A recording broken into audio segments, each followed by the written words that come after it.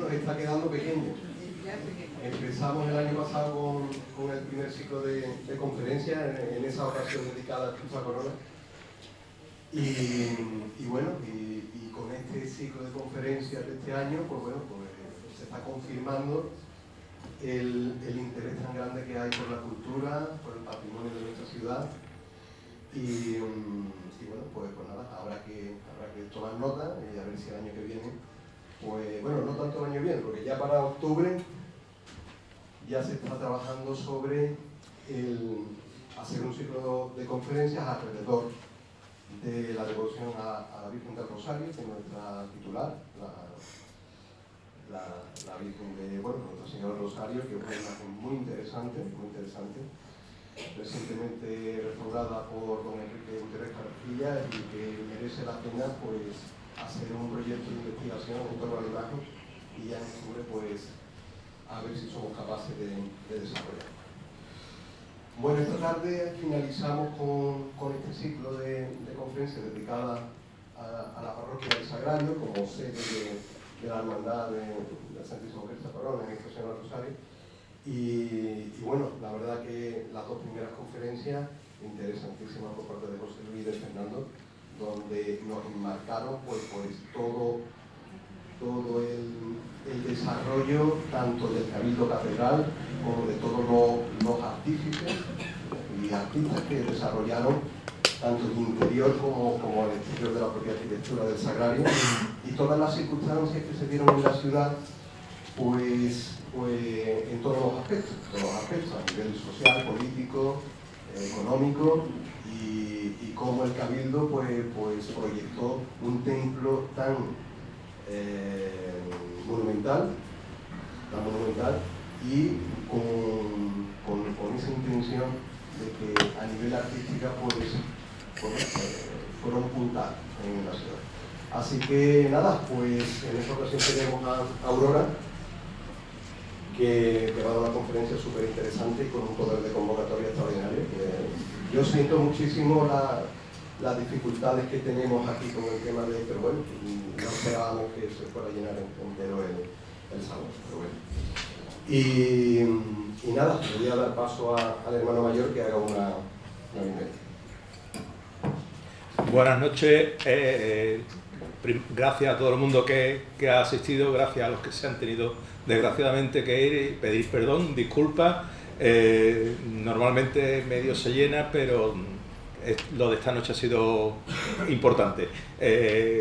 Perdón a los que están de pie, no tenemos más sitio donde meter sillas, desgraciadamente. Reitero las disculpas y no entretengo más que el ambiente está cargadito y deseando de escuchar a Aurora. Muchas gracias.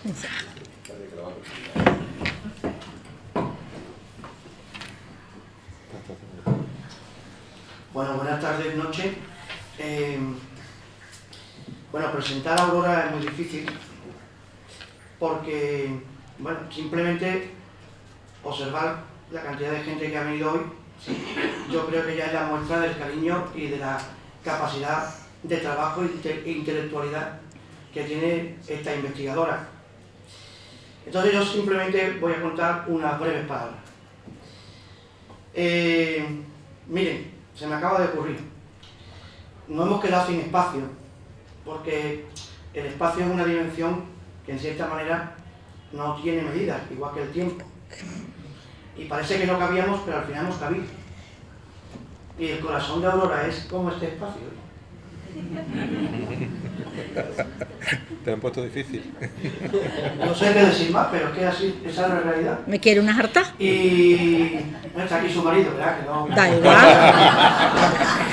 En el plano amistad tú me quieres muchísimo. Entonces, quiere decir que hoy en día es muy difícil encontrar alguien así que tenga la doble identidad, que es tener el corazón sin ningún tipo de unidad material, no sabemos cómo medirla, y además tener ese plano de investigación tan excepcional.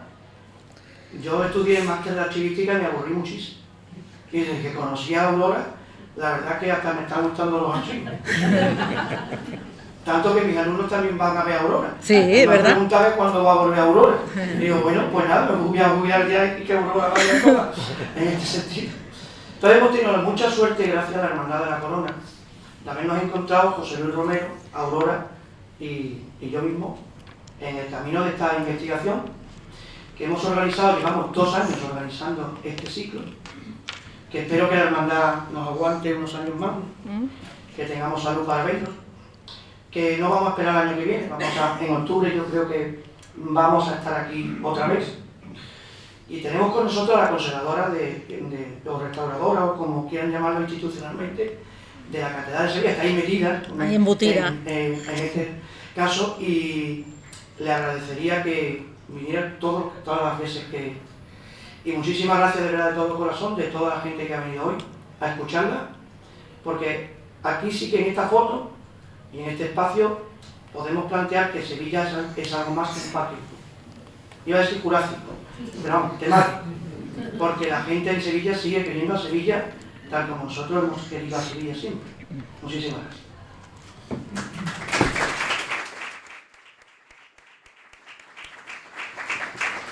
Bueno, ¿se me oye? No. ¿Se me oye ahora? Sí. Bueno, vengo a dar clase y tengo que tener un poco la voz tomada, pero voy a intentar vocalizar lo mejor posible. Bueno, yo estoy totalmente abrumada, espero estar a la altura de las circunstancias. Y bueno, para no dilatar más el asunto, yo he venido aquí esta tarde a hablaros de los gremios. Y haciendo una pequeña introducción, pues vamos a ver qué son los gremios, estas corporaciones, qué conlleva esto, cómo se articula en la ciudad. Bueno, a modo de resumen, esto eran corporaciones constituidas por miembros de artesanos de un oficio determinado. Presentaban una estructura conformada por los maestros, oficiales y aprendices, donde se establecen unas relaciones muy consolidadas como medio de ¿qué? Pues como medio fundamentalmente y prioritariamente de defender sus propios intereses.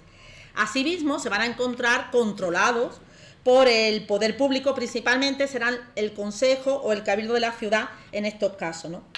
No cabe duda, y aquí que estamos en la sede de una hermandad, no cabe duda que los gremios, con sus hermandades y cofradías, han constituido desde finales de la Edad Media uno de los ejes vertebradores de la sociedad, como os comentaba, y también de la religiosidad andaluza, ¿no? Con una incidencia importantísima aún en la actualidad. Estas instituciones, que son puramente laicales, han actuado durante todos estos siglos no solamente como un elemento característico de la práctica de la religión cristiana en estas latitudes, sino también como un factor importantísimo de aglutinación social. De esta manera, pues las cofradías han participado y participan de todos los ámbitos de la vida, de la sociedad, de los distintos marcos temporales y geográficos donde se ubicaren, ¿no? La zona noble de la ciudad, que es la que nos encontramos, esta zona de la catedral, la collación, a mí me gusta muchísimo la palabra collación más que barrio. En mis documentos viejos me aparece siempre la palabra collación. La collación de aquí de Santa María de la Catedral, pues se van a ubicar muchos comerciantes, ¿no? De oficios varios. Y también, además de juntarse, de aglutinarse en algunas calles, los oficios también se van a conformar incluso por nacionalidades, ¿no? Genoveses, alemanes, vizcaínos, catalanes, todos van a venir a ubicar a esta zona. También como dignidades eclesiásticas, por ejemplo, la calle Abades, ¿no? Pues la calle Abades fue lugar de vivienda y de habitabilidad de los abades, ¿no? Y después las puertas de la ciudad estarían destinadas pues para la entrada de un producto en concreto. Como sabéis, por la puerta de la carne entraba la carne, por la del postigo del aceite, el aceite, y así sucesivamente. Todo esto, ¿por qué? Pues porque la administración de la ciudad necesitaba tener un control férreo sobre los impuestos, ¿no? Para luego pues seguir manteniendo la ciudad. Pues mirad, vamos con el primer gremio. En el repartimiento de la ciudad, tras su reconquista, muchísimos gremios pues se quedaron establecidos aquí en lo que sería la Alcaicería Mayor. La calle principal era la calle Tundidores, que hoy es la calle Hernando Colón. Los tundidores eran los que se dedicaban con las tijeras a igualar el pelo de los tejidos, ¿no? Hoy es Hernando Colón. Los límites de la Alcaicería estaban, más o menos los sitúo. La Plaza San Francisco quedaba al norte, la calle Génova quedaba al poniente, la de las Escobas al levante y al sur, pues las gradas de la catedral. Bueno, pues uno de los de los gremios que se va a instalar justamente ahí en Nueva Bocacalle, de la calle Tundidor, hoy en Nando Colón, la tenemos a 100 metros, fue el gremio de alfayates. Sastres es un extranjerismo que adoptamos y lo tenemos en el vocabulario, pero se llamaron alfayates, ¿no? Hasta hace un par de siglos, bueno, así se ha mantenido. Aún está ese rótulo, recordando aquella antigua calle Alfayate. En 1889, que estos son 4 días para la historia, pasó a llamarse Rodríguez Zapata. Seguramente estáis localizando la calle, ¿verdad? El gremio de los sastres, por otra parte, estuvo unido íntimamente a la propia vida del rey San Fernando. Cuenta la leyenda que él mismo se puso a coser un estandarte que él llevaba de la Virgen en la Reconquista, que no permitió que el sastre que lo acompañara, y él mismo, y desde entonces pues esta unión sentimental e íntima de la propia vida de San Fernando con el gremio, ¿no? Este gremio tuvo privilegios. Los privilegios en esta época medieval se traducen a terrenos. Ellos tuvieron privilegios y entonces ellos van a tener unos terrenos donados y regalados por el propio monarca para construir allí la base de cualquier hermandad, que era su hospitalito asistencial, el hospitalito asistencial donde pues los hermanos del gremio asistían no solamente física, sino también espiritualmente a sus hermanos, ¿no? Hay que ponerse en la mentalidad religiosa de los siglos en que nos estamos manejando, y hay que pensar que el único objetivo de aquellos hombres y de aquellas mujeres era salvar su alma. No existía otro objetivo nada más que ese. No tenemos ese objetivo del ocio. Cuando nos viremos no vamos a viajar. No, en esta época era salvar el alma. ¿Cómo se salva el alma? Hasta el momento nada más que hay una fórmula, que es dándole a uno misas después de fallecido. No hay otra fórmula, ¿no? Bueno, pues los gremios estaban muy pendientes de esta asistencia y de estos entierros para sus hermanos, ¿no? ¿Dónde se ubicó el hospitalito asistencial con advocación de San Mateo? En la Alfalfa. En la Alfalfa los alfayates van a tener por privilegio real, en la plaza de lo que es la plaza de la Alfalfa, un hospital gremial con la advocación de San Mateo, porque San Mateo es el patrón de los sastres. En las inmediaciones, pues ahí lo tenían. Esta hermandad regía este establecimiento hospitalario y ellos tenían una Virgen de los Reyes que le había regalado el monarca, junto a uno de los pendones que también le había regalado el monarca a su entrada en Sevilla, ¿no? Ellos adoptan la imagen de la Virgen de los Reyes. Ya sabéis que con el tiempo luego pasó a llamarse Virgen de los Sastres, que luego veremos. Bueno, ¿qué pasó? Ellos instalan ahí su hospital a mediados del siglo XIV y empiezan a funcionar. Pero en el siglo XVI, concretamente en 1587, llegó a Sevilla un arzobispo de nombre Rodrigo de Castro Osorio, que va a reducir los hospitales. O sea, Rodrigo de Castro Osorio pensó que el arzobispado no tenía, las arcas arzobispales no tenían por qué sufragar los gastos de los hospitales gremiales o gran parte de ellos. Entonces, Rodrigo de Castro dijo: el que pueda mantener se mantenga, y el que no los reduzca, los que no, os vais al Hospital del Amor de Dios, que estaba en la calle Amor de Dios, pues se llama la calle así, y el Hospital del Espíritu Santo, que estaba en la calle Colchero, que hoy es Tetuán, estaba Tetuán confluencia con Rioja, allí está. Algunos tuvieron la suerte, como el gremio de los alfayates, que la comunidad franciscana, que el convento de la Casa Grande de San Francisco los recogió. Esta es la única imagen que tenemos del convento de San Francisco ya destruyéndose, ¿no? Justo a la espalda está el ayuntamiento. Lo que sí veis ahí es la capillita de San Onofre.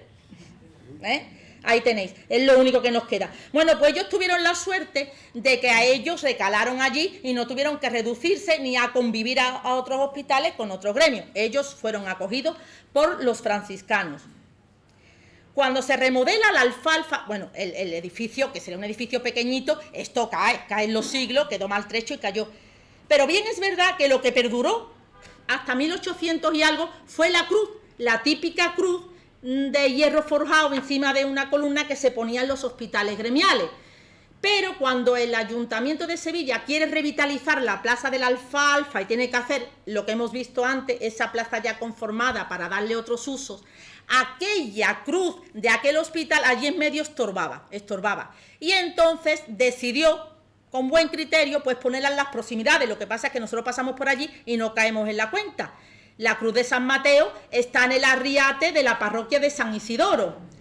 Aquí tenéis una foto que he sacado para que se vea mejor, pero pasa en esos arriates, o parterres, que es más fino, en esos parterres, ahí está la cruz metida. Y bueno, también causas de vandalismo, cuestiones de estas, pero ahí tenéis la cruz que estuvo en el hospital de San Mateo hasta mediados del siglo XIX, y que pasamos por allí y nos creemos que es de la parroquia de San Isidoro, y no lo es. Es que tuvo a bien el cabildo pues ponerla ahí, ¿no? Como hemos dicho, los integrantes de un gremio tenían muchas cosas en común, muchas cosas, ¿no? La misma profesión, el mismo barrio. Entonces, ¿por qué no llevar esta unión a un plano religioso?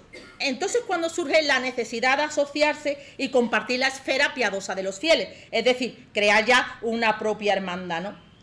En 1506, cuando la regencia de Felipe el Hermoso, hay documentos que ya nos hablan de la hermandad de los sastres, ¿no? De su hermandad, que además procesionaban con la Virgen de los Reyes en algunos casos y con San Mateo en otras, ¿no? Dice un documento sobre la procesión del Corpus, que llevan en la sanda subtitular, dice: solían ir también las cofradías de los oficios y los gremios, pero solo dura la de los olleros. Hay momentos en que las cofradías están de bajón y tampoco confluían mucho, que lleva las imágenes de Santa Justa y Rufina, y la de los sastres con la imagen de Nuestra Señora de los Reyes, que a la de San Mateo representa el glorioso San Fernando. Ya veis que los documentos nos hablan de San Mateo y de los sastres y de los alfayates. Bien, Sevilla fue muy popular en cuanto, Fernando lo decía ayer, en cuanto a la entrada de monarcas y en cuanto a celebraciones, ¿no? La Hermandad de los Sastres tuvo su mayor apogeo en el siglo que nos manejamos, en el XVI, porque además fue una de las corporaciones que el 11 de marzo de 1526, cuando Carlos V decide casarse en Sevilla con Isabel de Portugal, fueron invitados. Ellos fueron invitados, y además dice: estrenamos una jubilosa bandera. Dice la Hermandad de los Sastres que aún la conserva. Estrenaron una bandera para toda la ocasión del siglo XVI.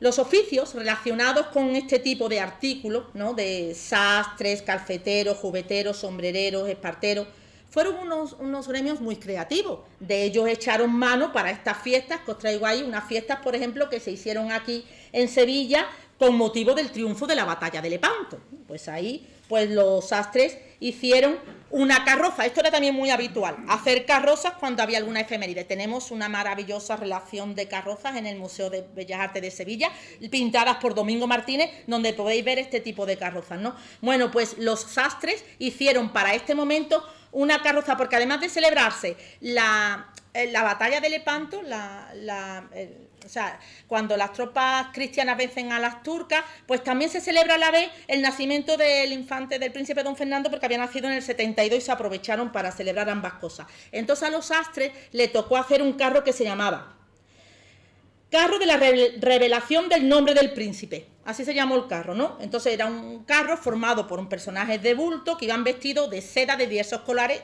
y estos se encargaron de confeccionarlo los sastres. Mirad, en los padrones del 33, en la recopilación de padrones del 33, padrones de cumplimiento pascual. Ojo, que el padrón civil donde estamos todos es muy nuevo, El padrón civil es de 1830. Los padrones parroquiales es donde nos apuntaban a todos, desde principios del 15. Los padrones parroquiales, que son el germen del padrón civil actual y por el cual se han hecho bastantes estudios demográficos. Bueno, pues los padrones parroquiales que se conservan en Sevilla se han contado 179 sastres en un periodo de tiempo, con lo cual Sevilla tuvo una producción textil bastante importante, ¿no? Mirad, los sastres también participaron en la traslación de la Virgen de los Reyes y el cuerpo incorrupto de San Fernando, era su patrón, ¿no? A la nueva Capilla Real en 1579. Dice que figuraban más de 200, ¿no? Entre ellos también había caballeros 24 que formaban pues lo que es esta comitiva, ¿no? Y como leéis ahí decía, comenzaban los 24 de Sevilla, yo es que lo explico todo, me sale la vena profesora. Un 24 de Sevilla es un concejal hoy en día, lo que pasa que era el número 24 los que lo conformaban y entonces a cada uno se le decía un 24, formaban la 24ría. Comenzaban los 24 y entre ellos, a título de guarda, los cuerpos reales se dio lugar a los oficiales sastres, cofrades de la cofradía de San Mateo, que por venerable memoria de haberlo sido de ella San Fernando, mantienen la preeminencia de representar su guardia en tales funciones y llegaban en su número a 200 en traje militar de gala con alabardas, como veis ahí, ¿no? Esta entidad, la entidad religiosa que gestionaba el hospital de San Mateo, siempre tuvo el privilegio, hasta una fecha, de ser los guardas que custodiaban el cuerpo de San Fernando cuando se enseñaba en público aquí en la catedral. Dicho privilegio lo fueron perdiendo con el tiempo, bueno, porque las hermandades caen en desgracia, por desidia de los hermanos, porque se cambia la forma de protocolo y ya cayó. Ahora os he traído un grabadito de 1530, que está en el Museo de de Germano de Nürnberg, que lo hace Christoph Weidich, para que vierais más o menos cómo era el elemento traje, con esos típicos chapines. ¿Veis las mujeres con los chapines? La calle Chapinero, de aquí al lado, es las que hacían los chapines, que era ese zapato con esas plataformas, ¿no? Y bueno, y ahí está el modelo de vestiduras que había pues en la primera treintena del siglo XVI. Él muy vestido al típico Carlos V. Bueno, y para cerrar el momento sastres, la Virgen de los Sastres, ¿no? La Virgen de los Sastres, que no deja de ser una Virgen de los Reyes, una Virgen fernandina, que sale entre el 20 y el 25 de septiembre, tiene que coincidir en sábado. Este año pasado fue el 24, es una imagen de gloria, como veis, y pues su sede es la iglesia de San Ildefonso. Allí la tenéis, allí podéis verla, y allí tiene su hermandad, que es una hermandad de gloria. Otro gremio muy afín a lo que hemos visto de sastre, los sombrereros, ¿no? En el 15 aparecen los sombrereros o gorreros, que también se llaman, ¿eh? Aparecen en el 15. Eso que tenéis ahí es una foto de las ordenanzas de Sevilla. Bueno, pues aparece el gremio, pero hasta el 16 no vamos a saber cómo se regían, ¿eh? Ya por las ordenanzas de Sevilla, ¿no? Sabemos que tenían como patrona Santa Catalina, esto lo sabemos. En Sevilla hubo 2 hospitales con nombre de Santa Catalina. Lo que pasa que el de los Olleros, que estaba hoy sería la calle Pelay Correa, ahí estaban los de los Olleros, que eran alfareros. Y el de los sombrereros se le denominó también Santa Catalina de los Desamparados, que también estaba cerca a la calle Colchero, hoy Tetuán, ¿no? Bueno, pues ellos tenían esta patrona, pero sin embargo, siempre los sombreros y los gorreros destacaron por tener una devoción enorme a la Purísima Concepción de María. Ellos fueron muy concepcionistas. Fijaros que el voto concepcionista, la Ineffabilis Deus, que se llama así el voto, no llegó hasta 1870 y pico, pero ellos ya en el 16 eran muy afines a la Inmaculada Concepción de María. Bueno, ellos se van a plantar ahí en lo que sería, y la calle de Gorrero sería hoy lo que sería Álvarez Quintero, ¿no? Y bueno, pues un gorrero de estos, llamado Juan Clemente, esto está bajo nuestra, habéis pasado por donde está ella, por donde está la Inmaculada. Un gorrero de nombre Juan Clemente promueve, auxiliado también por algún sedero, que hay que decirlo, y también por la feligresía. Él solo no iba a pagar de su bolsillo todo el importe, ¿no? Pagan a Francisco de Herrera el Viejo, que le pintará esta Inmaculada, que la tenemos aquí, nada más que salgamos, a la derecha la tenemos, ¿no?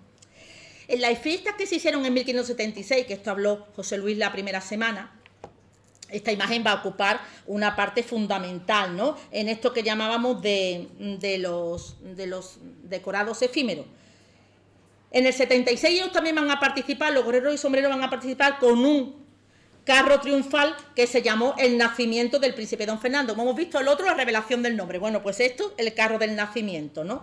Representando en el propio carro pues todos los parabienes y homenajes que recibía el heredero de la monarquía hispana, de los reyes y príncipes de todo el mundo, ¿no? Todo estaba en ese compendio carro. Con motivo de la procesión, que lo contaba mi compañero Jesús Luis, de la consagración del sagrario, y también se une la fiesta que se hace por aquel agradecimiento del breve de Alejandro VII.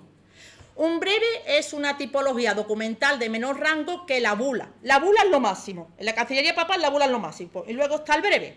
Aquel breve lo que venía a decir es que el Papa Alejandro otorgaba poder a los reyes católicos para que tuvieran el gobierno de las nuevas tierras de Indias, ¿eh? Y esto también se celebra. Bueno, pues con esta arquitectura efímera, ¿no? Se pinta ahí, este retablo ya estaba pintado y se decora. Esto es un cuadro anónimo del 17 y gracias a este cuadro pues vemos cómo se plasma ahí el momento de dicha procesión, por las efemérides que os estoy contando.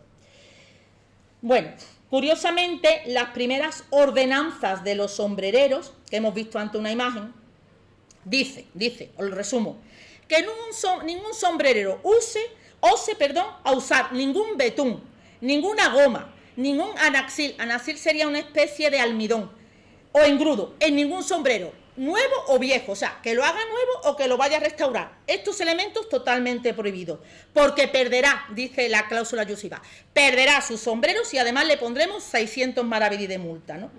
El examen de sombrero, ¿en qué consistía? No os he dicho el de los sastres, porque los pobres lo tenían fatal. ¿Qué examen más malo? Tenían que cortar un montón de trajes el mismo día, no coserlo, cortarlo, pero como unos 12 piezas, ¿eh? Eso lo saben muy bien mis alumnos del CEU San Pablo, que lo hemos visto en clase. Bueno, pues el examen de sombrero era más pequeñito, era más corto. Tenían que hacer 2 sombreros delante del sombrerero examinador, 2 sombreros, uno de raso nuevo, el raso tenía que ser nuevo, y otro frisado de 32 onzas de lana entero y sin costura alguna de aguja, es decir, totalmente pegado, ¿no? Mirar otra cosa, parece que todo lo de ahora, todo lo que tenemos nosotros es lo nuevo y lo novedoso, pues no, ya en el siglo XVI decía la ordenanza de los sombrereros, cualquier maestro que tenga un obrero a sueldo, si lo quiere despedir, lo tiene que avisar 15 días antes. ¿Os suena esto? Parece que lo hemos inventado todo. No. Y ahora dice, bueno, y si ahora el obrero es el que se quiere irse, también tiene que avisar 15 días antes al maestro, ¿eh? Si no, 600 maravedís de multa a ambos. Y ya está. Por eso no hay cosas pues que no son tan nuevas como nos parecen. ¿Cómo sabemos cómo eran los sombreros? Tenemos maravillosos pintores, ¿no? Yo he traído a uno que lo he trabajado mucho, ¿verdad, Fernando? En el 2017 a mí me gustó mucho trabajar con la figura de Murillo, ¿no? Murillo va a ser este cuadro que no lo tenemos nosotros, que está en Texas, ¿no? Ahí veis a ese niño con ese magnífico sombrero. Este cuadro es muy curioso, es muy curioso, estos personajes en el escalón que se llama. Mirar cuando se restauró, porque estaba muy negro, se descubrió que le habían pintado el culete al niño. Alguien que era muy púdico le había puesto pintura encima, ya luego se descubrió que estaba repintado. Bueno, pues ahí tenéis ese sombrero magnífico que tiene aquel personaje que nos mira y se ríe de estos cuadros que hace Murillo, ¿no? Y bueno, y luego lo tenéis también como el niño gallero. A este cuadro se le llamó el niño gallero, donde es el mismo niño, donde ya se le pinta a Murillo con esa especie de gorro turbante, o bien este señor que está un poco oscuro, que tiene un sombrero. El oficio de sombrero parece totalmente inofensivo, ¿verdad? Pues no.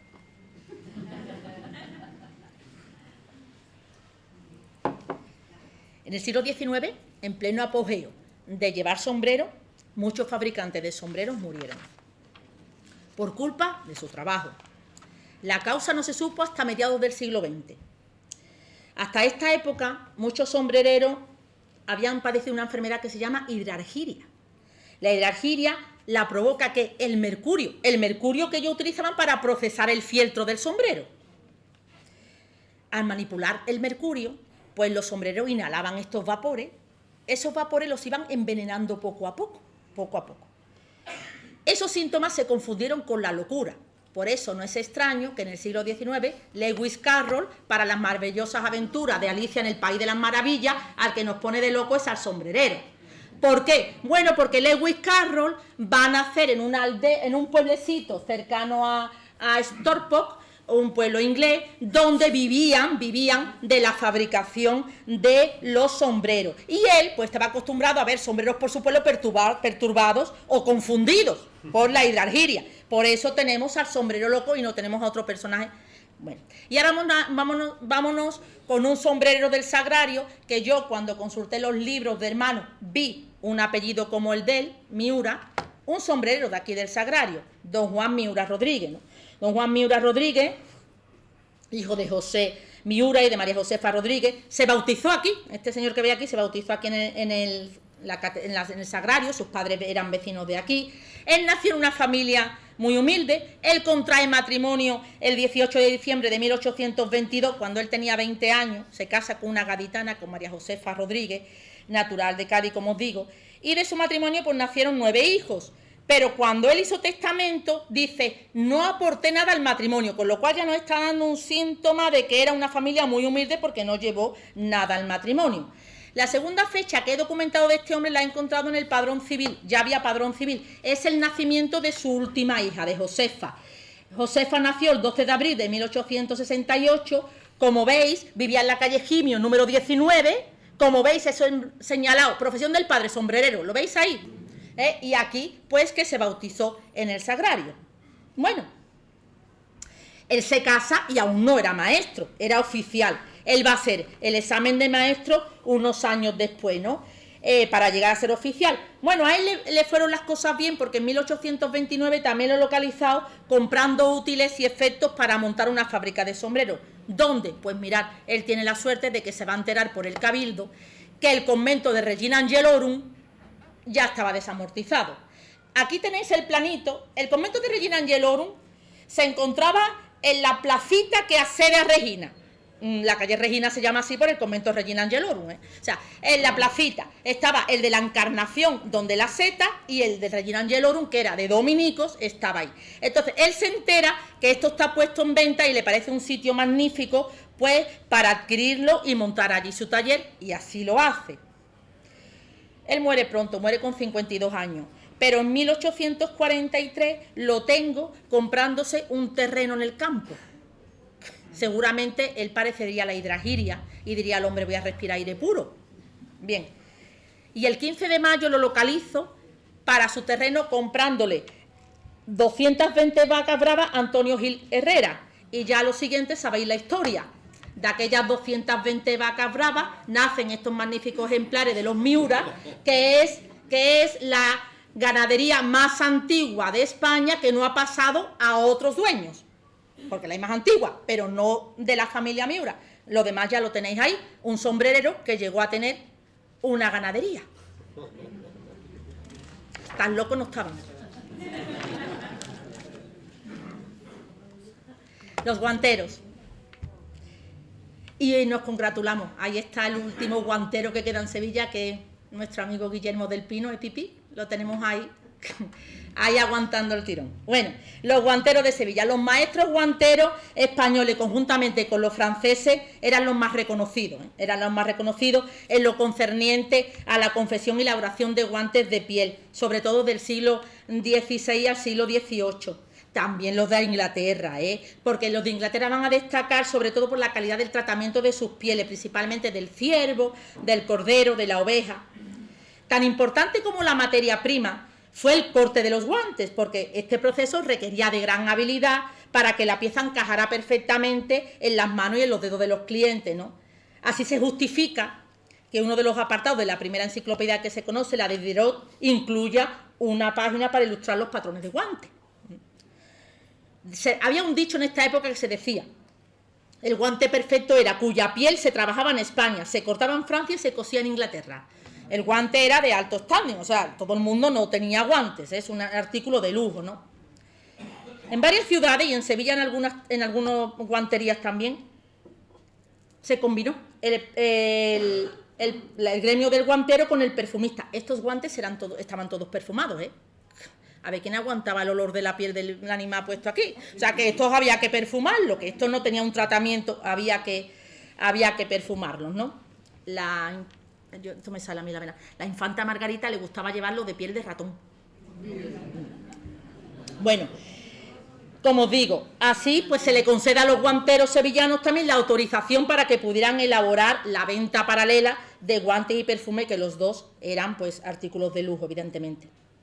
El 19 de agosto de 1597, varios feligreses de esta zona y del Salvador en concreto, Lucas Chamorro, Gabriel Ramírez, Diego de Rivera y Luis Gómez, encargan al insigne Montañés la imagen del titular de su gremio. Dice el documento: un San Cristóbal con un niño Jesús puesto en el hombro izquierdo del dicho santo, y este con un árbol en la otra mano. El pliego de condiciones obligaba a emplear pino de la Sierra Jienense del Segura. Montañés tuvo que comprar un material bueno. El pino de la Sierra Jienense del Segura es muy bueno. También decía el pliego de condiciones que tenía que ahuecar al santo y al niño por dentro. Esto tenía un doble propósito. El primero, que no se abriese la madera de todo lo que pesaba eso. Y el segundo, que tenían que sacarlo en procesión, o sea, que aliviasen un poco el peso. Bueno, debía de estar terminado de pintura y escultura para principios de mayo del año siguiente, porque ellos querían sacarlo el día del Corpus, requisitos que Montañés cumplió, Y se estrenó pues en mayo de 1598, en cuya participación pues el cortejo eucarístico, pues para el cortejo eucarístico el ayuntamiento subvencionó a los guanteros con 30 ducados, dice el documento, para ayuda de lo que gastaron en la imagen de bulto que hicieron del señor San Cristóbal. 30 ducados representaba el 27% del presupuesto que Montañés había dado, 110 ducados, una suma muy elevada, donde nos habla de la cotización del maestro alcalareño, ¿no? En esta fecha Montañés tenía un precio elevado, ¿no?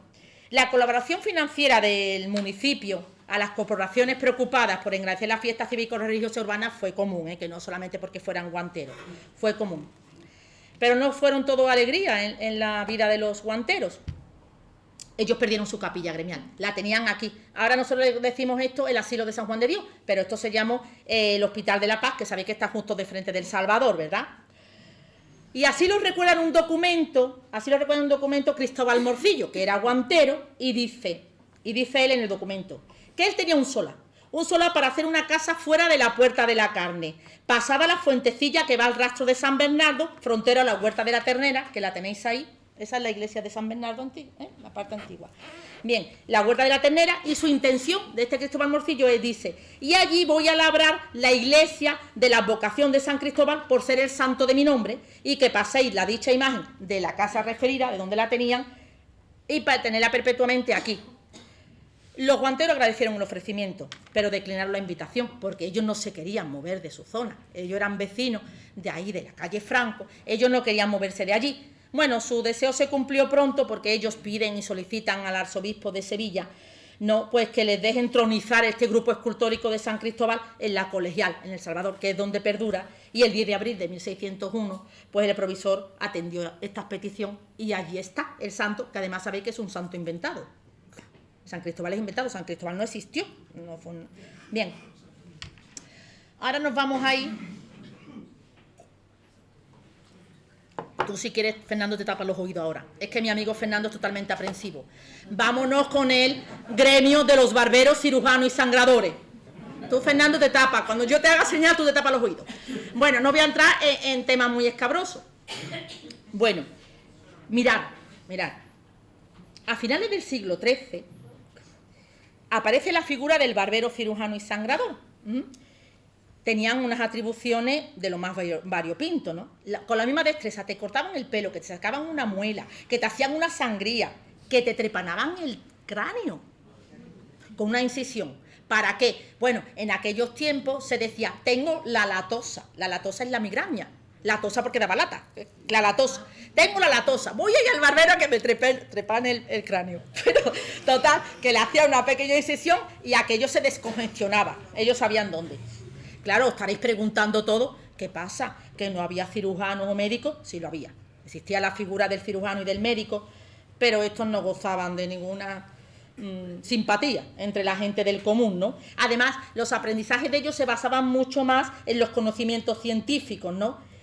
Durante el esplendor del oficio del barbero, que fue más bien entrado ya al 16, lo que hacían los cirujanos es asistir y aprender para depurar luego ellos las técnicas quirúrgicas que veían hacer a los primeros, a los barberos, ¿no?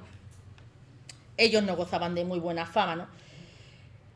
Ellos preferían un barbero, que sería hoy un curandero, pues a un estirado cirujano. Yo ignoro si por desconocimiento de los métodos científicos o bien por las cuestiones económicas, porque los dos son poderosísimos motivos. Bueno, deciros que ellos carecían totalmente de estudios, ¿no? Aprendían la profesión de sus padres, estos primeros barberos, ¿no? Y luego, pues, ellos no tenían ningún tipo de formación y ellos iban haciendo lo que habían visto. Si hay un barbero conocido en Sevilla, es el padre de Gaspar Esteban Murillo. Ahí hice esa foto el otro día de mi archivo, porque la familia de Murillo fue feligres de la Magdalena desde siempre, ¿no? Desde que se casa su padre en 1588 con su madre María Pérez. Os he traído la imagen del antiguo convento de San Pablo, que hoy donde presta su servicio la Real Parroquia de la Magdalena, porque la casa del padre de Murillo estaba aquí, que hoy no es tanto Murillo, es más, el trozo de Bailén estaba ahí metida, y esa calle se llamaba Dormitorio de San Pablo, porque ahí daban los dormitorios de los dominicos. Bueno, pues él vivía ahí. Él tuvo 14 hijos. Juan el primero y Bartolomé el pintor, que conocemos, el último. Entonces, ¿por qué tengo yo documentos en la Magdalena, en los libros de fábrica de las cuentas del mayordomo? Bueno, porque este hombre se pluriempleó. Este hombre, la barbería no le daría para más con tantas criaturas, y lo que está ahí es haciendo como de gestor inmobiliario. O sea, arrendaba casas que encontraba, o sea, era... Entonces, bueno, el asunto es que barberos conocidos hay bastante, pero bueno, me pareció más idóneo traer aquí a Gaspar Esteban. Una idea en estos tiempos, ya ha entrado el 15, una idea en el colectivo, en las ciudades, ¿no? que creían que el exceso de sangre desequilibraba los humores del cuerpo y uno pues empezaba a tener enfermedades. Entonces, una vez al año, uno decía, me voy al barbero a que me haga una sangría. Entonces uno iba al barbero y le hacía una sangría. Tápate los oídos, Fernando. Había dos modos. En Sevilla se usó más el segundo. Había dos modos. El primero con sanguijuela y el segundo a lo crudo. Vale. ¿Qué era lo crudo? A lo crudo era lo siguiente. Iba la persona al barbero y le decía al barbero, traiga usted el brazo. Se lo metía en agua calentita, le encontraba la pena, le hacía un torniquete y ahora el paciente se agarraba fuertemente a un palo. ¿Veis los palos? A un palo. Ya esto está tenso, entonces el barbero, ¡pum! Y entonces aquella sangre caía en la bafia o en la sangradera. Esos palos, evidentemente, acababan todos chorreados de sangre, no había el concepto de cada paciente un palo, no, el palo para todos los mismos. Entonces, esos palos, que luego chorreados de sangre, algunos barberos los ponían en los quicios de la entrada de las puertas de sus barberías para que se secara.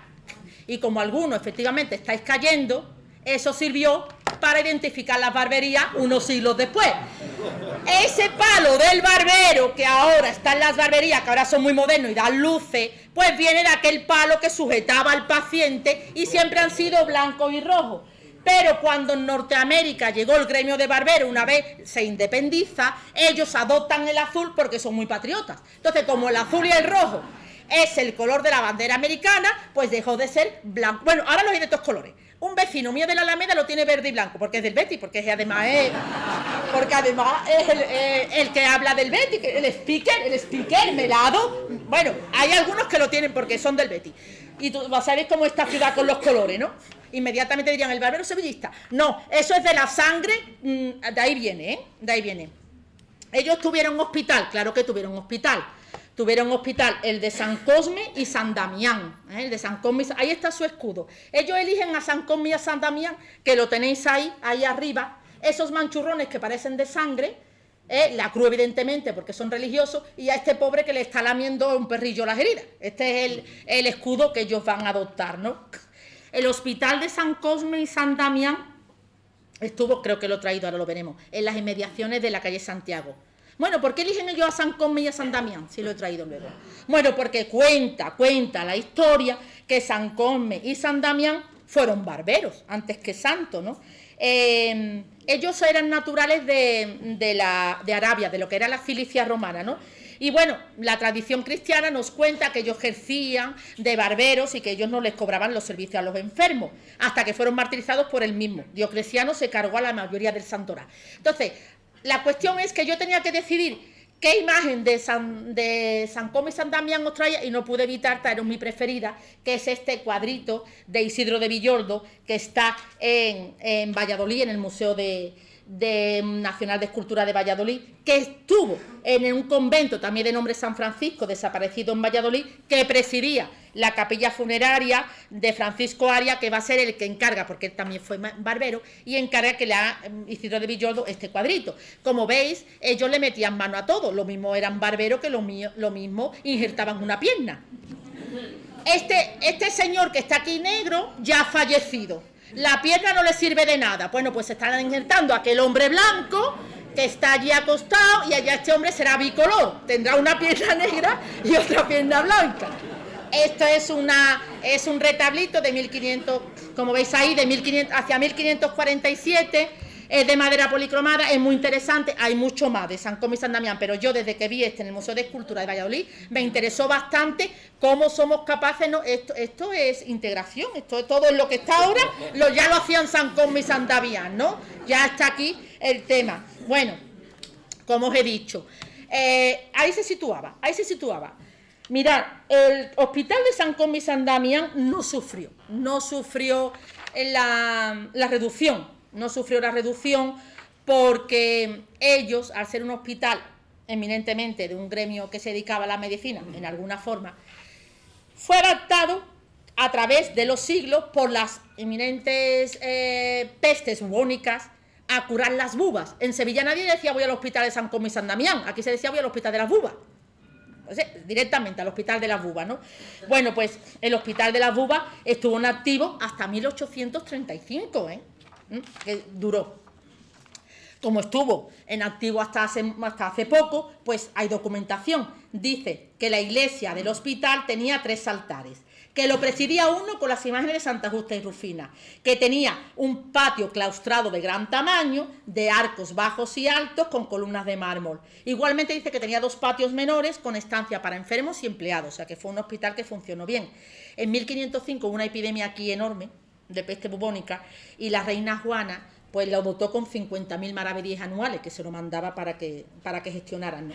La Hermandad de la Coronación de Espina, que tenéis ahí, se estableció en este convento de San Cosme y San Damián en 1576 y también ayudó, se hizo cargo de importantes obras tanto en la iglesia como en las dependencias benéficas. La hermandad también ayudó, ¿no? Aquí os he traído unas imágenes pues de las ordenanzas donde están las partes de los barberos. Ocupan 3 o 4 páginas, Llega un momento en que en tiempos de Reyes Católicos hay que poner remedio a esto porque ya era barbero cualquiera, o sea, ya hay que regirse y entonces ya aparecen las ordenanzas donde tienen que tener estudios, ya son 4 años lo que tienen que estar estudiando para conseguir su carta de maestro, que eran de este tipo, no tenía otra, la he cogido del archivo de la Corona de Aragón, pero eran de este tipo, donde ya tenían su carta para ejercer de maestro. Bueno, en las ordenanzas dice, ahí está lo que dice la ordenanza del momento en que ellos no podían hacer nada, ¿no? Afeitar, que le llamaban, ¿no? Ni sábado la noche, ni en domingo, ni en la fiesta señalada, bueno, ahí tenéis toda la retahila, en la Pascua, ni en la fecha de los apóstoles, so pena, ahí está la pena yusiva, de 70 maravedíes a cada uno, o sea que ahí también había cláusulas yusivas. Mirad, hay un documento, que no se le puede hacer foto, y es que en Sevilla, en el siglo XV, trabajó un hernista, ¿veis? Los barberos también operaban hernias. Bueno, un hernista con el nombre de Maestro Pedro, ¿no? Que va a cobrar 700 maravedíes y 20 fanegas de trigo, cobrar en especie también algo habitual en la época, ¿no? A un paciente que finalmente falleció. Bueno, tras ser denunciado por los familiares ante el Tribunal de Protomedicato, que esto lo instauran los Reyes Católicos, viendo que necesitaban fiscalizar, estar pendiente de aquellas actuaciones médicas que no eran propias, no eran ortodoxas, bueno, pues entonces este tribunal pues dictaminó que no tenía licencia, que era de aquellos que no se habían reciclado, entonces no tenía licencia, y entonces pues dijo que todas sus actividades eran ilegales y el intrusismo médico, como veis, ha existido y desgraciadamente algunas veces pues sigue existiendo. Hay un personaje sevillano, judeo converso, que se cristianiza el nombre, se pone Juan de Aviñón, antes era Mosés Ben Samuel de Rocamer, ¿no? Que va a hacer este libro que se llama Sevillana Medicina. Es una obra interesante, veis cómo Sevilla está siempre a esta altura, hemos visto con los sastres, pues también en medicina resaltó bastante. Es un estudio sobre el método, está digitalizado, sobre el método conservativo y curativo de los que habitan, dice, la muy noble ciudad de Sevilla, ¿no? Ahí lo que hace él es exponer pues las enfermedades más comunes y la costumbre sanitaria de la ciudad en la Baja Edad Media, que esto es interesante también para los investigadores y para hacer estudios. Los barberos llegaron a lo máximo, los barberos ingleses lo que más, fijaros, lo recibió hasta Enrique VIII. Ahí tenéis a Enrique VIII en esta pintura recibiendo a los barberos ingleses que llegaron a una estatus enorme, ¿no? El monarca tenía su barbero particular. Los barberos también fueron asalariados de la nobleza, ¿no? Los nobles tenían también sus propios barberos, no tenían que tener tiendas todos. El que no tenía tienda también tenía permiso y montaba un tenderete. Un personaje al que le debemos mucho, la lengua castellana, Cervantes, no se fiaba de los médicos para nada. Ahora, tenía adoración por los barberos. Adoración por los barberos. Le dice Don Quijote a Sancho: te hago saber, Sancho, que solo los médicos nos pueden matar. Y nos matan sin temor. Y a pie quedó, sin desenvainar otra espada que la de un récipe, o sea, que la de un instrumento. Él para nada podía ver los médicos, pero devoción con los barberos. Tanto es así que lo que tiene Don Quijote en la cabeza es una bacia. Es una sangradera de barbero. Bueno, y cómo no, Sevilla en la cumbre del barberismo total, ¿no? Tenemos hasta una ópera. El Barbero de Sevilla, una ópera maravillosa, como tenéis ahí. Bueno, mirad, continuamos con otro gremio, el de los canteros. También hay que decir que los canteros, bueno, pues en el siglo XVI, el siglo XVI es un siglo monumental para Sevilla. Los más importantes edificios del centro histórico son todos de esta época. Mirad, la catedral está terminada en 1506. Y hasta 1601, que pasa un siglo, que se termina el Hospital de las Cinco Llagas, en ese siglo se ha construido. La lonja de Mercaderes, que además de la catedral, la lonja de Mercaderes, que es el actual archivo de India, el campanario, el girardillo y la girarda, el ayuntamiento, la Real Audiencia, la Casa de la Moneda, el Hospital de las Cinco Llagas, la Iglesia de la Anunciación. Fijaros lo que se está construyendo en Sevilla. Sevilla que no tiene ni una sola piedra. Esto es otra cosa. Sevilla es totalmente plana. Sevilla tiene todo este tipo de elementos porque hay trabajo hecho con el ladrillo, porque Sevilla arcillosa es maravillosa, tenemos un barro estupendo a la orilla del Guadalquivir y unos alberos, pero piedra no tenemos ninguna. Gracias a que tenemos ríos tenemos estos tipos de construcciones, porque a través del río llegaban los galeones, se acercaban, por eso la catedral está donde está, se acercaban y allí pues depositaban. Ahora luego vamos a ver la única grúa que hay en un grabado del 16, en la Torre del Oro. Bueno, pues llegaban y iban depositando los cantos, las piedras en la Plaza de los Cantos, que veremos luego. Canteros estupendísimos, llegaron a Sevilla, los vizcaínos. Los canteros tenían su propia calle, que está allí. Y luego los vizcaínos, que hicieron la suya propia, hicieron ahí su pandilla. Los vizcaínos, que fueron unos maravillosos canteros, además de trabajar con el hierro, los vizcaínos, también los cántabros. Los cántabros también hicieron maravillosos ejemplos de arquitectura. Los canteros fue un gremio, bueno, disfrutaron de muchísimos privilegios. Ellos solían viajar, era el único gremio que solía viajar por Europa libremente sin ningún tipo de cortapisa. Además, ellos mantenían con otros canteros europeos unos lazos estrechos, fraternales, de hospitabilidad. Ellos, fijaros, usaban armas y emblemas al modo como si ellos fueran caballeros. Asumían puestos representativos en las ceremonias oficiales, los invitaban mucho. Existen numerosos grabados, como estos que os he traído, donde se ve al maestro cantero ahí hablando ligeramente y rápidamente con los monarcas, con los reyes. Fijaros aquí hablando, bien vestido, aquí también, allí, con sus instrumentos, ¿no? Ellos tenían amplios conocimientos de geometría, de matemática, tener en cuenta lo que tenían entre manos, ¿no?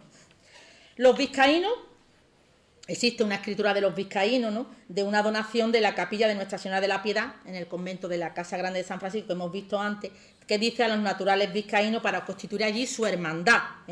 Ellos tomaron posesión en 1540. Dice que había 2 altares de no menor aprecio, en uno se veneraba a San Juan Bautista y en otro a San Ignacio de Loyola, que tenía escultura sobresaliente, ¿no? Sabemos que en las fiestas que se celebraron en Sevilla, pues por la beatificación de San Ignacio de Loyola, pues la nación vizcaína, los vizcaínos que vivían en esa zona, organizaron grandes fuegos artificiales en la casa profesa de la compañía aquí en Sevilla, y en la propia calle de los vizcaínos montaron ahí su propia mascletá. En el sagrario luego veremos el retablo. Bueno, ahí tenéis en esa imagen que os he puesto un grabado del 16 donde se ve ahí justito a la Torre del Oro una especie de artificio que es una grúa, que es la que servía para descargar los buques. Mirad, ahí tenéis el trazado del Guadalquivir y aquí pues un brazo, el Tagarete. Ahí tenéis el paso del Tagarete, está desfigurada, pero esa es la puerta de Jerez. Esa es la puerta de Jerez. Y ese es el paso, ese puentecito es el que tenía que pasar la gente, porque el Tagarete estaba justo debajo. La puerta de Jerez, que siendo concejal de urbanismo Antonio Pajes del Corro, el 24 de septiembre de 1864 se derriba. ¿Nos queda algo de la puerta de Jerez? Sí, lo que pasa es que pasamos y a veces no lo vemos. Nos queda la lápida que estaba arriba justo de la puerta, que está en la calle Maese Rodrigo colgada, ¿no? He dicho antes que venían los buques, luego se cargaban en la grúa y ahí a los carros de mulas a 2 ruedas, que era el privilegio real que tenía Sevilla, y de ahí va a los Plaza de los Cantos. Hoy la conocéis por la Plaza del Triunfo. Hasta el 1 de noviembre de 1755 se llamó la Plaza de los Cantos. Lo que pasa que después del terremoto de Lisboa se hizo un voto de gracia y pasó a llamarse la Plaza del Triunfo, que le da nombre a una virgencita que está justo enfrente de esta, exactamente igual que la Puerta de Palos de la Catedral de Sevilla, se llama así porque ahí se ha montado la madera, los palos, la madera, cantos y madera. Este es el retablo que yo os hablaba de los vizcaínos, que cuando esté abierto el sagrario, ¿verdad?, podemos verlo con esa maravillosa piedad. Bueno, una ciudad tan heterogénea social y culturalmente como esta, hay que hablar de ocio, ¿no? Vamos a hablar de taberneros. Las tabernas causaron dolor de cabeza a los gobernantes. Las tabernas, el temor de las autoridades era continuo, porque no dejaban de ser un caldo de cultivo, de revueltas, conspiraciones, de focos de violencia. Este ocio se practicaba casi en su totalidad en la mayoría de las tabernas o posadas, ¿no? Las tabernas, ahí tenemos otro grabadito, las tabernas también eran espacios de cobijo de ladrones. Dice El padre Pedro León, que escribe esta obra en Sevilla en 1597, dice: eran las tabernas y casas de posadas receptáculo de todas estas cosas hurtadas, y las recogen si los que las hurtan, porque no estaban en las suyas seguras, en sus casas, ¿no? Y las llevaban a las tabernas y el tabernero se las guardaba, ¿no? El tabernero del siglo XV no lo tuvo fácil en esta ciudad ni en todo el territorio español, ¿no? No lo tuvieron fácil, porque llega un momento, es verdad que hubo muchas revueltas, hay algunas, llega un momento en que los reyes católicos mandan a redactar una ordenanza que tiene mucho, concretamente el 26 de mayo de 1492, que tiene mucho de ese sentido moral y social de la época, ¿no? Dice la ordenanza: a causa que en las tabernas se suele comer muchas cosas buenas, guisadas de caza, carnes y otras viandas, y por ello concurría allí mucha gente, en especial muchos casados, que dejaban a su mujer y a su hijo y se gastaban allí los dineros, También otros hombres de mal vivir se hacían juego y blasfemia y había muchos hurtos y delitos. Dice que los taberneros además tenían conciertos con los cazadores y pescadores y compraban lo mejor pagando mucho más de lo que valía y dejando para los vecinos lo malo y lo desechado. Que se deje de vender viandas, pero no vino. En las tabernas a partir de esta fecha, todo el vino que queráis, viandas no las vendemos. Pero el tabernero, si queremos comer, nos tiene que poner mantel, fuego y sal, para que cocinaran los que allí llevaran las comidas, que siempre las compraban en las tiendas de mal cocinado que se llamaban, ¿no? Ya veis cómo los taberneros empiezan a sufrir porque tienen que, pues, sufragar todos los gastos solamente del vino, ¿no? Luego esto cambia. Pero ya tenemos aquí al personaje de antes. Este lo mismo escribe de medicina que escribe un manual de mujeres para cocinar. Este es Juan D'Aviñón que hemos visto antes, un judeo converso que va a escribir este manual de mujeres en el cual se contienen muchas y diversas recetas muy buenas para que los maridos no vayan a las tabernas.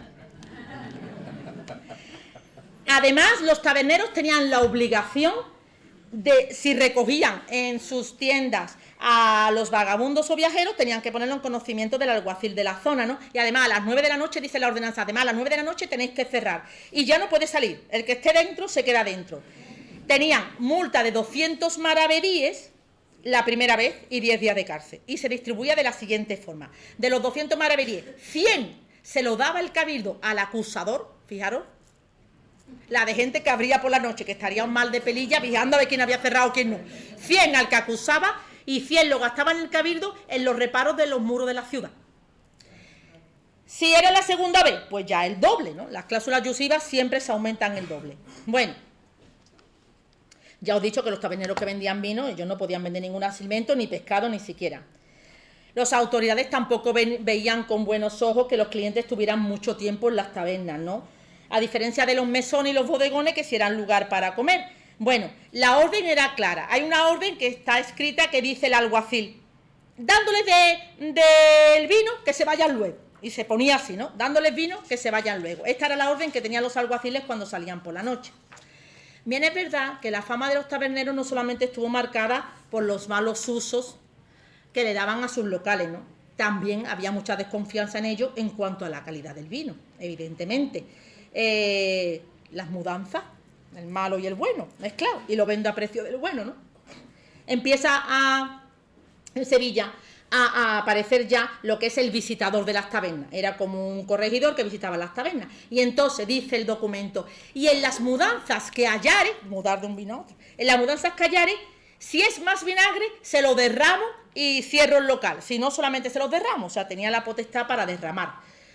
En cuanto al vino, el gobierno de la ciudad pues planteó ferros controles. Evidentemente dejaba muchísimo dinero el vino, pero también agravó el impuesto a los taberneros, ¿no? El vino pagaba importantes impuestos, ¿no? Y se ejercían 3 puertas. Mirad, por la puerta de Triana solamente podía entrar el vino de Huelva y del Aljarafe. Por la puerta de la Macarena, los de otra sierra. Y ahora por los vinos de la Campiña, de la parte de los Alcores, pues que entrarán por la puerta Carmona, ¿veis? Pero quien hace la ley hace la trampa. Y entonces ellos descubrieron muy pronto que los guardas que se asentaban en la puerta de Triana muchas veces estaban por ahí departiendo y hablando. Entonces ellos, cuando veían que no había nadie en la puerta, en vez de entrar por la puerta de Triana, se iban a la del Arenal, porque en la del Arenal nunca el cabildo tuvo guardianes. Entonces estaba despejada, luego los pillaban dentro y los multaban igualmente, ¿no? Pero los pillaron, y hay multas y documentos que así lo cuentan. Estamos en un contexto de Semana Santa, estamos terminando ya casi la Cuaresma, ¿no? Y aparece la utilización del vino no solamente para beber, también aparece como medio, pues para un poquito, ¿no?, el dolor de estos disciplinantes, ¿no? A modo de colación, pues el vino era un reconstituyente, no deja de serlo. A los que tenemos aquí una edad, nuestras madres nos han hecho un poco de vino con una yema de huevo, en vino dulce en nuestros casos, ¿no? Bueno, pues es un reconstituyente importante que se le daba a los disciplinantes durante y después de la procesión, o sea, había alguien pendiente. Pero también se aprovecharon muchísimo las propiedades curativas, porque es verdad que tenía poder cicatrizante y que sanaba las heridas, ¿no? Estos disciplinantes, os he traído el clásico cuadro de Goya, ¿no? Pues con esta práctica de la disciplina, mirad, la receta era fácil. Vino mejor blanco, Al vino blanco se le añadía un poquito de arrañán, un poquito de romero, unas hojitas de rosa y de violeta, y eso era un ungüento y se lo daban a los disciplinantes y les cicatrizaba pronto, ¿no? Hemos visto antes en cuanto el sombrero en el mundo del arte. Bueno, pues también vamos a ver el mundo del vino. He traído antes a un sevillano de pro, pues ahora a otro, ¿no? Velázquez, ¿no?, que está ahora muy de moda. Bueno, pues Velázquez nos va a dejar este cuadro, estos tipos de bodegones donde ya se ve ahí el vino en copa o el niño que lleva ese vaso en la mano, y evidentemente, como en cualquier taberna, no puede faltar el mono. El mono está en cualquier taberna, más concretamente la mona. Ya nos comenta en la maravillosa Tesoro de la Lengua que escribe Covarrubia en 1611, ya nos comenta Covarrubia cómo a esas monas, más que nada hembras, pues se les daba una alta ingesta de alcohol, hacían monería, la gente se reía, como no podían comer, bebían vino y la mona se reía, ¿no? Cuando el Quijote entra a la posada, le dice a Sancho, Sancho, cuidado con tomar la mona. No te vayas a dormir, me deja a mí solo. Porque en el Quijote se habla de tomar. Nosotros coloquialmente le decimos dormir la mona. Esto viene, ya os digo, del mundo de las tabernas. En cuanto al siguiente gremio, bueno, de esto hablamos muchísimo en el primer congreso, porque la Hermandad de la Corona tuvo grandes impresores. Sevilla estuvo en el top, Sevilla era como el Messi, estuvo en el top de las imprentas, ¿no?, del territorio, ¿no? Tuvo importantes impresores que además tuvieron privilegios, pudieron alternar sus oficios de impresores con los de libreros, incluso editores, ¿no? Aquí hablamos de la familia, por ejemplo, de Blas y algunas otras que formaron parte del gobierno de esta hermandad que hoy nos acoge, ¿no? Pues Sevilla, en tantas veces está aireada puerta de India, ¿no? Pues proporciona a los impresores y editores sevillanos este prestigio tan grande y este olor a Américas que llegaba y que venían de otros lugares, ¿no? En Sevilla al mismo tiempo hubo 10 imprentas abiertas, algo bastante curioso, y según Fermín de los Reyes, que es el que más sabe de libros, en la pramática de 1627 ya los reyes piden la figura del juez de imprenta, ¿no? Un juez dedicado solamente, encargado específicamente a conceder licencias para estas imprentas. La imprenta dio mucho de comer en Sevilla, dio mucho de comer en Sevilla porque además traía otro tipo de subgremios que le podemos llamar. Afortunadamente, a partir del siglo XV aparece algo en el territorio que hacía mucha falta y era otro material escritorio. Hasta el momento lo único que se valía de apoyo para escribir como hoja era el pergamino. Ojo, y el pergamino es piel de animal. Y hay que matar al animal, y hay que matar los chicos, porque hay que rasparle el pelo. La pars pili y la pars mundi, que es la que tenemos dentro, que es por donde se raspa, ¿no?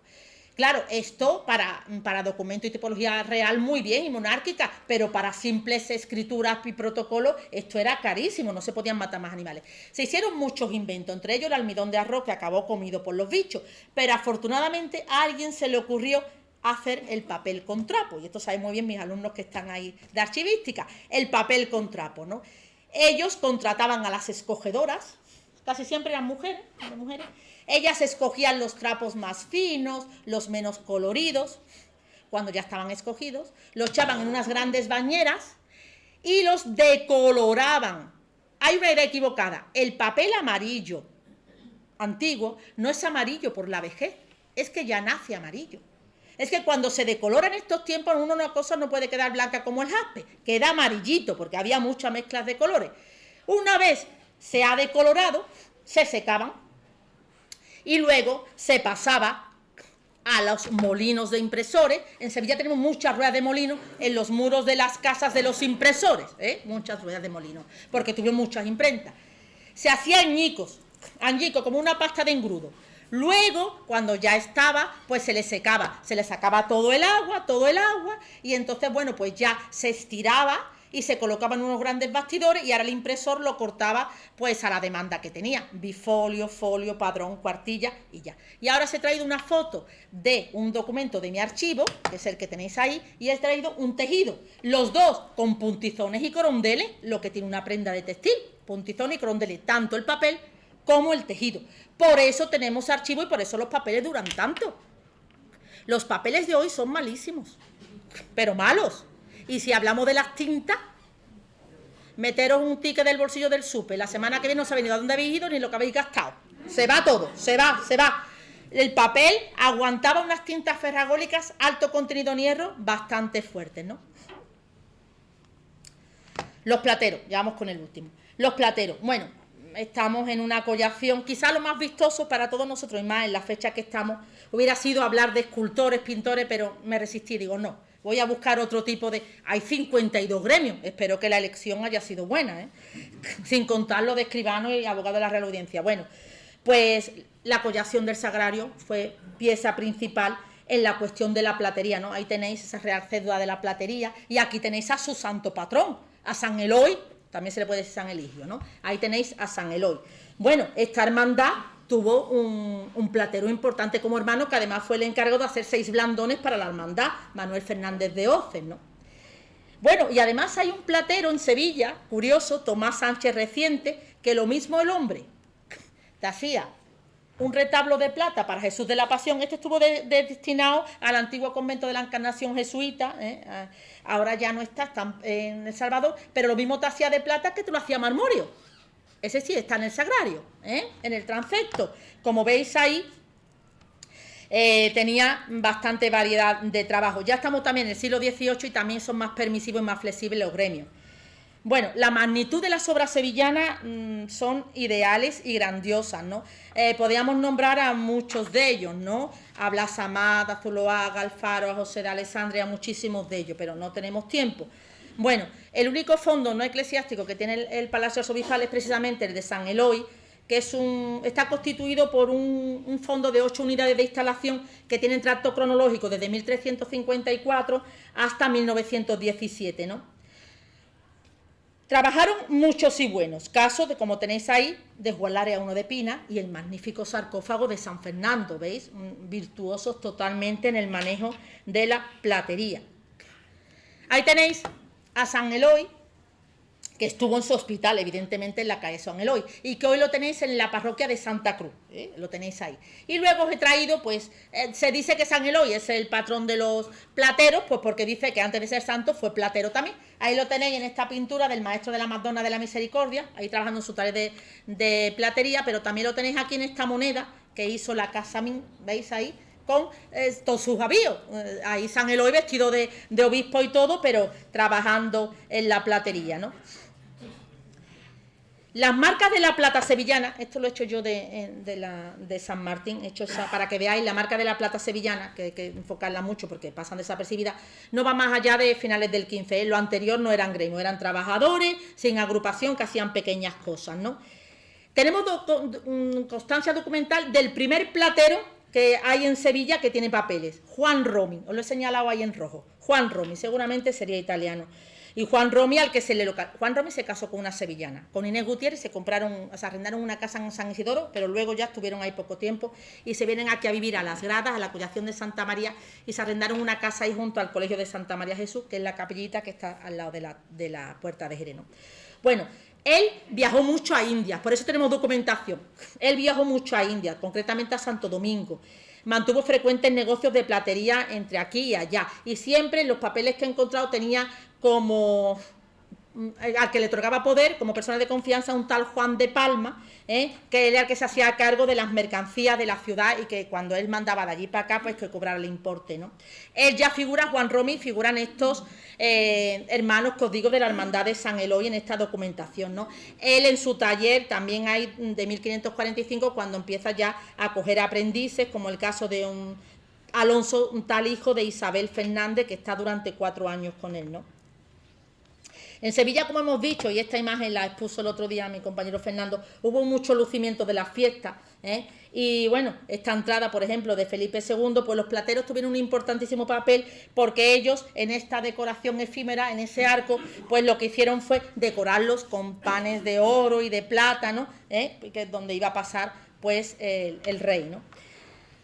Los plateros se afincaron en los soportales de la Plaza San Francisco y concretamente en la zona que da a la calle Chicarreros se afincaron los plateros riojanos. Los plateros riojanos vivieron en esa zona, ¿no?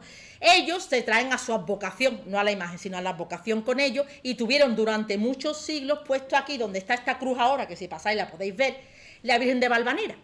Era un retablito de estos típicos que se llamaban en Sevilla, que se pusieron muy de moda en los rosarios nocturnos. La comunidad rosariana de Sevilla fue intensa y se paraban en cada uno de estos retablos, que podían ser de azulejos, pintados, bueno, y se paraban, pues hacían sus estaciones del rosario. Y entonces cuando quitaron ese retablo, que no he encontrado por qué lo quitaron, bueno, pues los riojanos pusieron ahí esa cruz en recuerdo a que estuvo ahí la Virgen de Valvanera.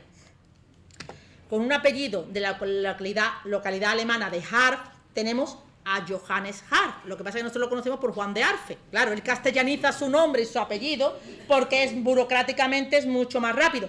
Él proviene de una familia de plateros muy importante en toda Europa, y el Cabildo Catedral pues le encargó a este reconocido platero, como ya sabéis, pues la gran custodia para el Corpus Christi, ¿no? Arfe se traslada aquí a la ciudad, permaneció aquí 8 años, el Cabildo no escatimó en medios, proporcionó al orfebre una gran cantidad de plata americana para la construcción de esta obra, que dice el documento, la mejor de cuantas existieran en España. El resultado no deja lugar a duda, ¿no? 300 kilos de metal de plata, un compendio arquitectónico formado por 5 cuerpos, más de 3 metros de altura. Del programa iconográfico se encarga Francisco Pacheco, el ilustrado canónico, no el tratadista pintor, el tío del pintor, que además el pintor fue también suegro de Velázquez, ¿no? Como era una obra inmensa, Juan Arfe escribió una pequeña guía, que además se llama así, Descripción y la traza y ornamento de la custodia de la plata de la Santa Iglesia de Sevilla, que explica el contenido y significado. Bueno, pues mirad, en 2018, hace apenas 4 años, 5 años, la Biblioteca Nacional de España consiguió este ejemplar. Estaba por ahí perdido, lo tenían otros dueños. Este volumen que incluye el opúsculo de Juan de Arfe y Viñafañe, donde él cuenta aquella traza de cómo él va a configurar la custodia de asiento que hemos visto antes. ¿Veis? La siguiente página está digitalizado, lo podéis ver. Aquí está una persona que se le regaló este libro a la hermandad, afortunadamente, pues la Biblioteca Nacional de España lo tiene y además, como digo, está digitalizado. El tiempo no me da para seguir con más gremios que ocuparon estas calles. Sus vecinos seguramente harían todo su cumplimiento pascual aquí cada domingo en la iglesia del Sagrario, en el viejo o en el nuevo, según en los años que le hubiera tocado vivir, ¿no? Y con toda seguridad, pues tendrían al Santísimo Cristo de la Corona muy presente cada domingo, para pedirles protección y sentirse bendecidos por él. Y gracias por vuestra atención.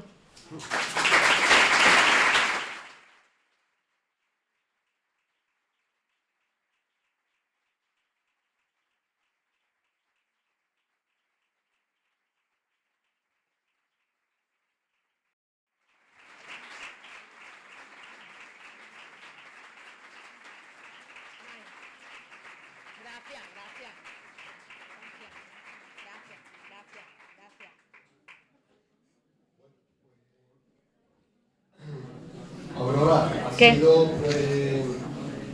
espectacular en el sentido de que muchas veces, bueno, pues sí tenemos más conocimiento de los monumentos, de todo el entramado a lo mejor político que rodeaba la ciudad y todo eso, pero el hacernos llegar de esta manera lo que realmente ebullía dentro de lo que es la propia sociedad, el día a día, con esa actividad económica, en todos los factores, pues la verdad que nos hace tomar una dimensión que no teníamos constancia hasta ahora, para saber también qué era lo que ocurría, las piedras humanas.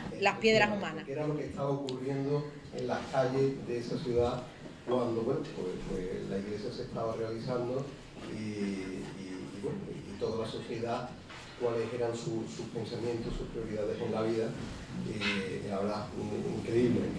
Muchas gracias.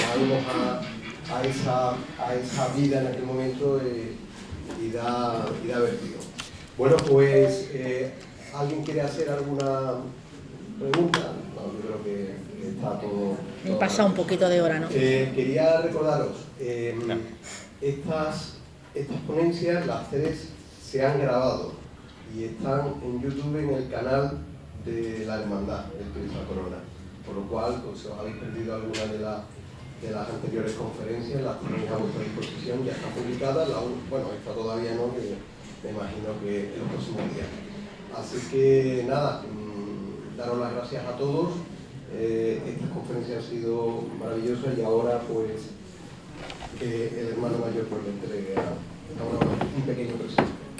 Pues especialmente muchas gracias. Nada, a ti, Víctor. a José Luis y Fernando, muchas gracias porque hacen un esfuerzo muy grande, un trabajo de investigación que va aportando cada vez más datos y todo dato que aparece siempre es bueno porque nos ayuda a conocer mejor nuestra ciudad, nuestras costumbres, qué ha vivido en Sevilla y qué ha ocurrido en la ciudad y la repercusión de la ciudad en el humanismo especialmente y bueno, y en todo lo que son los recursos tanto económicos que hemos tenido en el mundo, o sea, que era la ciudad de primer nivel.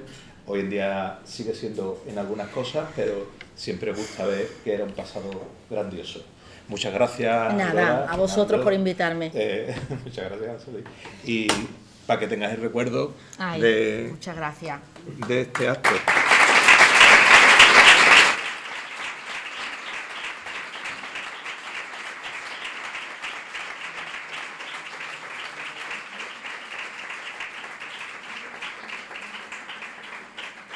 Nada, muchas gracias por venir a oírme, algunos estáis hartos de escucharme y lamento muchísimo los que habéis estado de pie, de verdad que estaba bastante apurada por ello y nada, encantada de veros a todos y muchas gracias.